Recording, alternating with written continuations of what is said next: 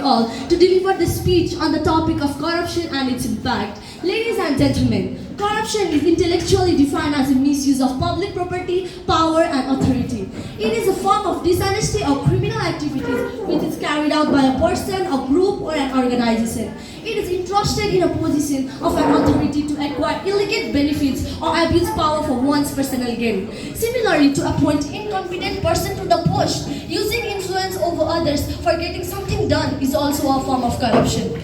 Corruption occurs with different causes and situations. Among them, the most common causes are political and economical environment, professional ethics and morality, and of course, bad habits, customs and traditions. Other factors causing corruption are low scale salary of workers and civil service, corrupted political leaders, political instability, lack of accountability, lack of transparency, and the strong and powerful network of corrupted people in the society. Corruption has a great impact on the implementations of rules of laws, democratic cultures and values, good governments and national development. It makes people funding away from the important infrastructures of development such as schools, hospitals, temples, drinking water, transportation and communication. As a result, it depletes the natural resources, welfare of the community, and it eventually leads to the misuse of the national wealth. Moreover, the corruption also paralyzes the social norms and values, social goodwill, and among all, our society as a whole. Respected judges on the panel, today in this world scenarios, people are seen to be involved in corruption, which is not good. Because of this malpractice, there has been the rise in the money laundering, human and drug trafficking.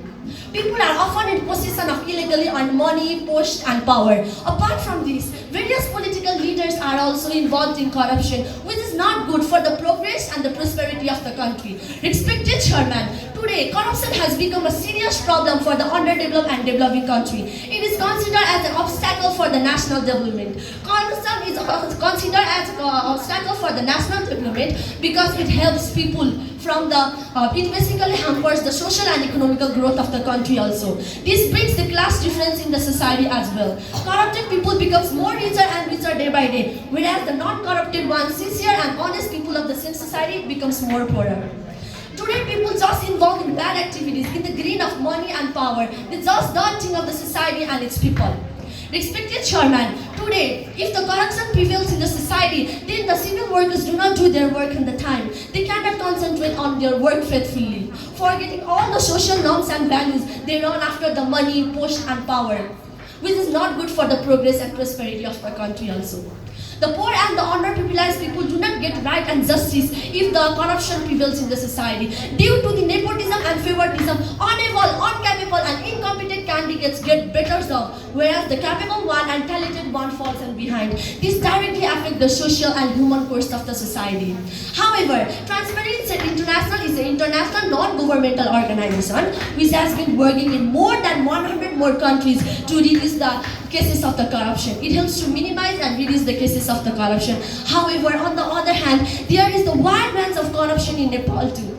Everyone is aware of the 1 quintal gold smuggling and Lalita Niwas scandal. Many heavy political leaders and high professional officers have been suspected and are named to be found in this case, which is not good for the progress and the prosperity of the country. Nepal ranks 110 with 34 marks according to the 2022 Corruption Prevention Index. Dear judges, to suppress the corruption, our government has organized many organizations like civil workers and many more. So as a student, I do think that the government should look after some of the matters that may help us to uproot the corruption from the society. At last, not the least, I want to say that this corruption is considered as an evil and obstacle for the national development. For that, we all citizens and governments should work in hand-to-hand activities for uprooting the corruption from the society and making our nation the corruption-free world. Thank you so much. Thank you so much, judges. Thank you, everyone.